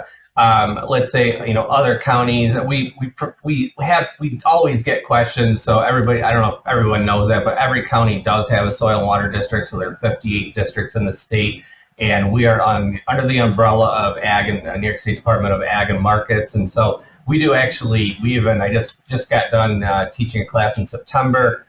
We do operate even at the state level as well. Sometimes we'll teach, things that can have a pretty high impact. Just taught a tree planting course where, really looking to manufacture actual forests, 5 acres and larger. Woodlots and things like that out of tree planting, and so that information is disseminated throughout the state, and so hopefully there's a huge impact from that. With that said, yes, and I do think there are other things adding to work with some pretty memorable storms this summer. Drainage calls are pretty important, end up being a precedent or a priority throughout that summertime. Anybody have input as to putting it back on the budget? Frank? I just want to make sure I'm looking at the correct budget. It was the one that goes from 193 to 293, then back down to 193? Right, he put in for the 293, and then we weren't sure funding, and so Phil took it out to 193. We talked several times, and I would be in favor of this, on the floor. If you put it back to 293, but how would cost of one employee be $100,000? Explain that to me. Yeah, absolutely. I think even with a salary of, let's say, in the $40,000 to $50,000 range, there are other inputs that really ramp that right up there. So all of the liabilities that go into that, I know it's a round number, and really I just did it that way to give us a little more leeway, and that we can perhaps put a range of an employee to get more experience, more credentials behind that person. With that said, it would probably be a range of a salary up to 50, maybe slightly higher, $1,000. If you add, once you start adding on benefits, it really hits quite close to that. Could I have said, 92,500? I could have, but honestly, I just said, all right, well, it's right around that. And I agree with, Yeah, he's added it on, it isn't the actual I would salary. agree with putting it at 293. I had one little quick question though. Like the Anawana, I'm hearing they're still moving forward with the chemical.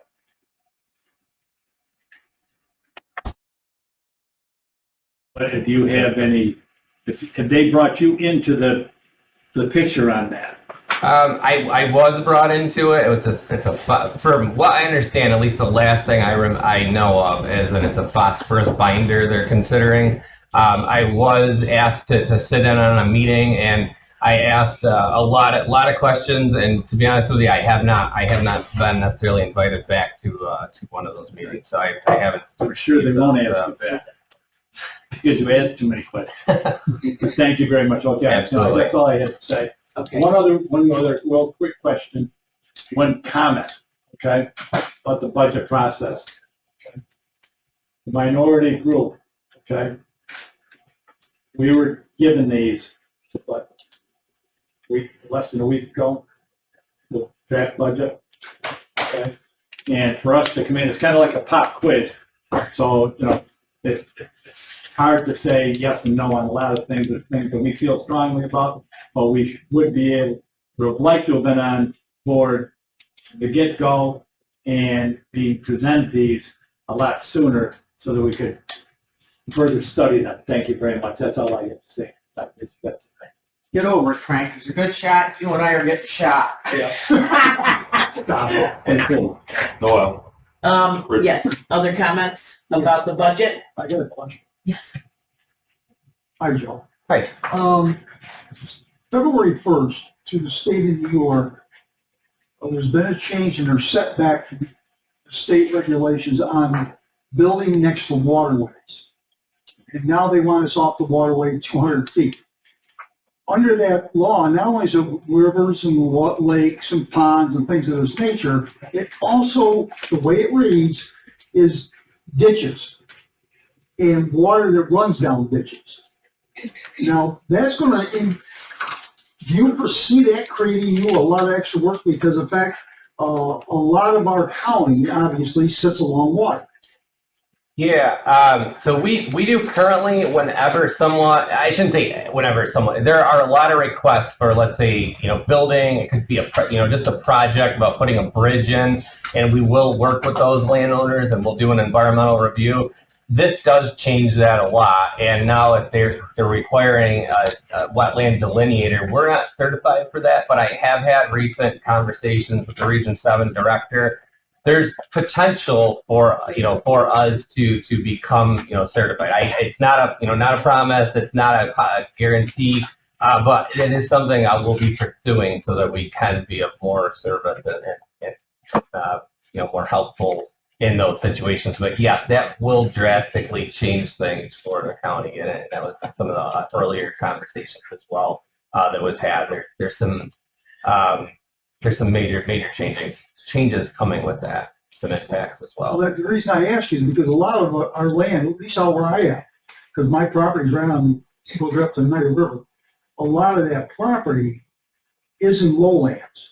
Not necessarily in a floodplain, but it's lowlands.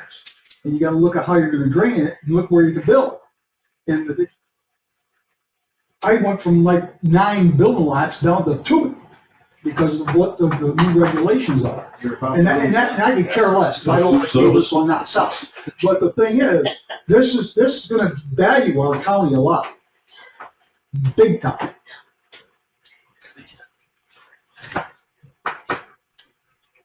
Elections have contact. Go I'd ahead. just like to say, I would just like to say that I think you're one of the hardest working departments there are. that I've seen, but do you think you could get by with a part-time, or does it have to be a full-time? I think it could, and thank you for those comments, by the way. I think that it could, that's definitely something we'll pursue. Is it, it's difficult because if you're, obviously when grads, you're really targeting at that point a grad, recent grad, someone that's been out maybe a couple years that is looking for a change or looking to get into this business. So it's just what I can, is it possible? I think it is. Is it guaranteed that I fill a position like that? It's probably not, but I do think it's possible because I do have, and we do have a pretty robust interns, program. I've taught in the last 8 years, probably close to 50 different interns through our office. And I do think, so we do have folks that reach out to us, hey, I have, some time available. Are there in it? That very well could happen and happen soon. Okay, so it's an entry-level position, I just can't understand why it would be That's No, for the that's where the benefits and benefit- everything. the benefit. Yeah. It's a full, so it could that be reduced? I could probably, I certainly could look at that, but it's really just a number that we put in that it gives us a little extra range to maybe get someone that is not a recent grad and it's been out 3 or 4 or 5 years. The more experience they have, the faster they can hit that ground running, and that's what I really need that. Because that workload it's really ever increasing, and we just obviously deal with it, and we still will do that, obviously. Tim, you had a comment? Just a quick one, if I could. I want to just really highlight the benefit of having Joe and his organization in this county. You hear all the positives about it, but when you invest in something, you really give it the ability to bring in a larger growth. And I think this is a perfect example of that. With everything we've been going out with planning discussion, with some of our other conversations we've had as the direction the county wants to go, having a robust assistant in that room is, I think, only going to benefit us long term with our ability to really provide it. And as much as he could make do, my thought is giving him what he needs to thrive. I think this is a perfect example of that. So if there's room for it, I know I'll be thinking like, shoot, I call a cell phone 3 nights a week at that point. So being able to give him the ability to that's that. Yeah, and I think too, when you're trying to get somebody with good credentials, they're not going to want a part-time job. They're going to want a job. At this point, I'd like to, Phil? Yes. What are you talking about? Yes. Okay. This committee can, if it chooses, put this funding in here. I've identified funding source for it in another part of the budget. That's going to require agreement and a vote by a committee that meets after this to free up that fund. It involves our funding. Put it on a drawdown plan that we do. So the others do. But even if the funding is not available, just 45 is now sitting here. Another grant we're getting next year in a different department that the county can budget for, which will lower the levy by more than what you're asking. So we have leeway beneath the tax cap if you want to do this year. Whether you want to do that now or wait until we have the action of another committee first to make sure the revenue's there. It's up to you. So I think by the end of by budget adoption time, you have. So do we approve it to go ahead, or we take To the committee. yeah, what do we do? Do we table or go ahead? Greg? I just the revenue source, what is the amount of money that we give to the IDA? That's $10 million or $5 million. What is that $1 million we get that 10% of something? Well, They're that's taking out that one. out of pilot. That's out of, That's out of pilot money. yeah. So could we use that kind of resource to pay for this instead of taking it out of the health committee with their ARPA funds? That's a money. Because I meet afterwards, I'll be voting on that. I want to give the guy his employee. Right. Don't get me wrong, okay? It's a muddier way of doing it, but I think it's a lot cleaner. Better muddy the water. I know, Frank, that you live for that. That's We right. understand that. I Thank love you. Thank I you. love it. Good luck. To be a little clearer, I think Austin, if can we, I give up some of his money for him, wouldn't he? yeah, I would Say yeah. Yeah. Come on, Austin. You're sitting over there with us. So, No, because this can be done by FMP or go down the floor at the budget. okay, so we've got a first and a second to discuss, and at this point, what are we voting on then? You could pass it as is, knowing that it's likely to change at the floor. So once we know this, next maybe. What happens if we vote to put it back in? It raises the levy 100,000, but you can lower it back down with even this revenue source by adding in, taking into account grant dollars. That perhaps we should look at it and on the floor, it's non-faction. Okay. So that, I guess we're taking a vote then to leave it as is, knowing that high chance that this is going to be able to be funded, and we can go ahead. Those in favor? Aye. Opposed? Passes. Excellent. Okay, let's go right into a real quick one. Should be Oswego County Opportunities Bus Operation. Nobody's here, and, you want to explain Page anything? 144. Page 144? Right. Yeah. This used to be on page 2. This is it was the, I thought I saw it here. no, it's been transferred under our mobility management. It has one contract. Okay, 142. 144. There's an increase in this year to more realistic levy. Pass through. Yeah, this isn't, this doesn't affect the budget, this is just pass through. Anyone have questions for Phil? Motion to discuss, Move it. second, all those in favor? Aye. Aye, opposed? Okay. Workforce Development, page 149. Yeah.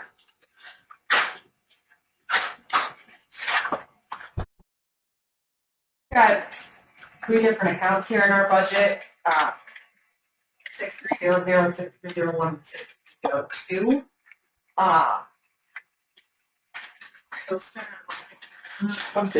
Yeah, no, I don't think I could find it.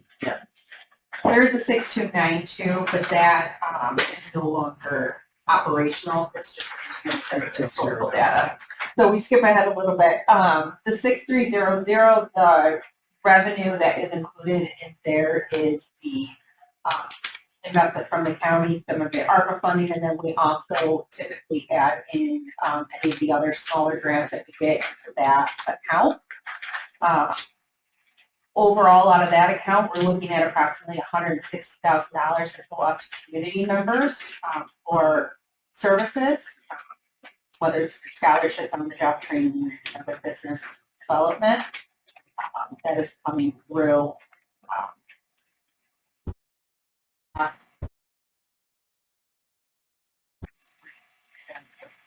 We actually right now are for senior account.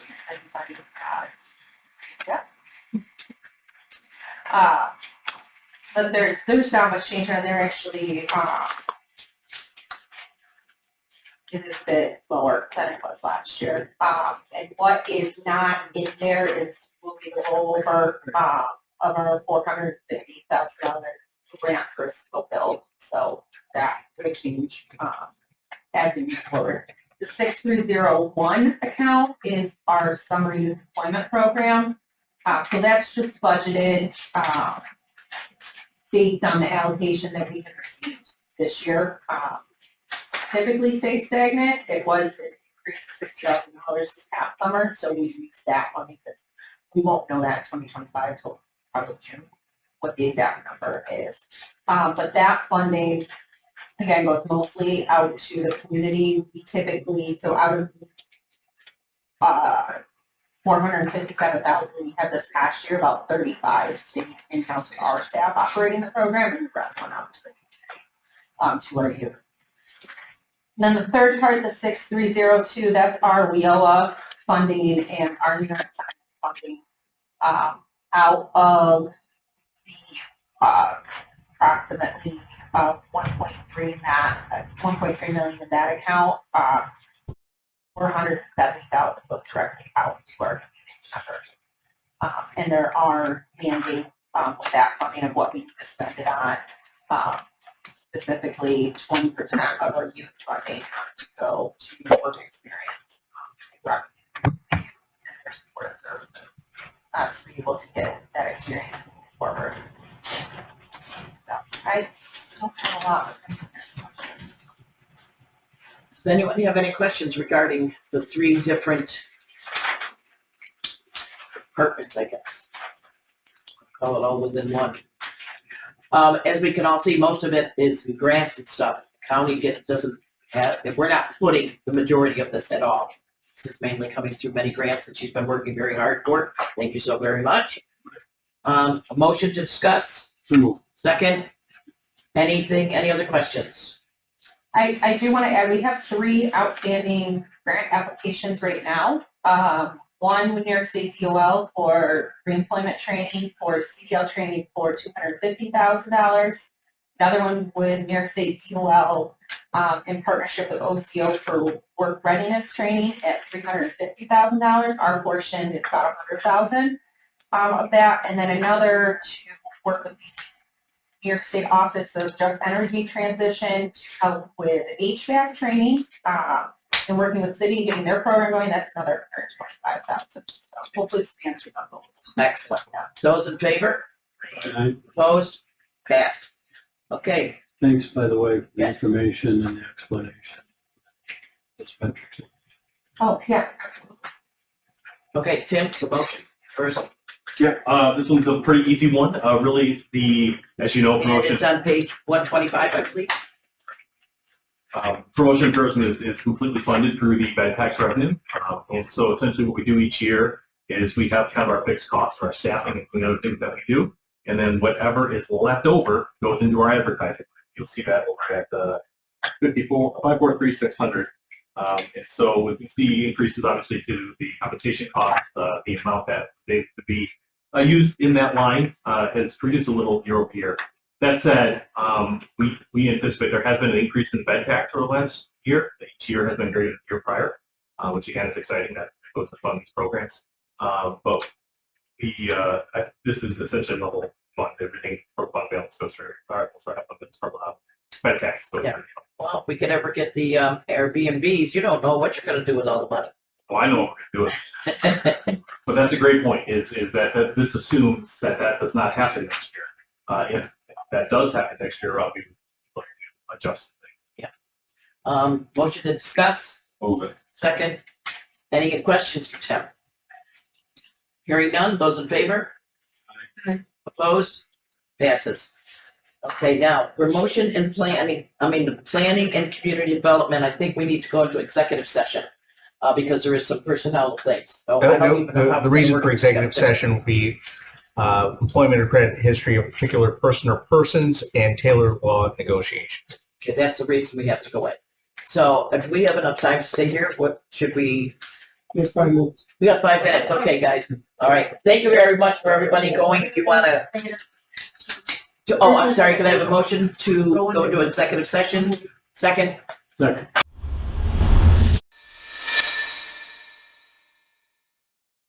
I'd like to have a motion to remove. You need to start discussion. Okay, we're going to be discussing the planning development section 8 budget. Do I have a motion to discuss? Second? Okay. Would somebody like to make, we're discussing, I'm just removing section 8 from the budget except for retirement. Any other discussion? Hearing none? Those in favor? Opposed?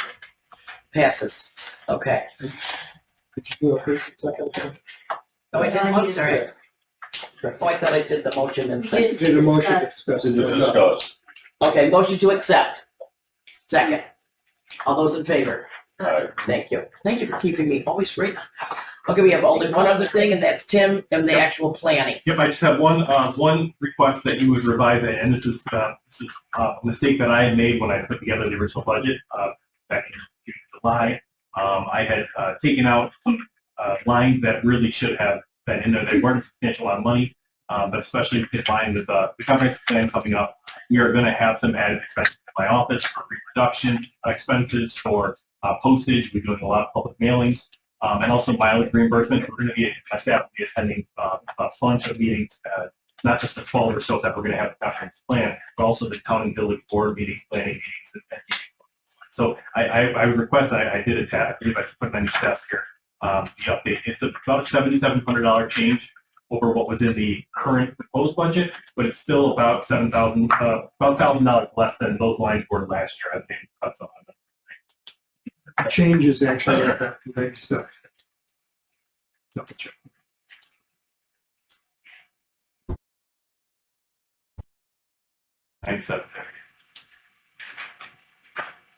So it's more something on the spreadsheet. On the spreadsheet.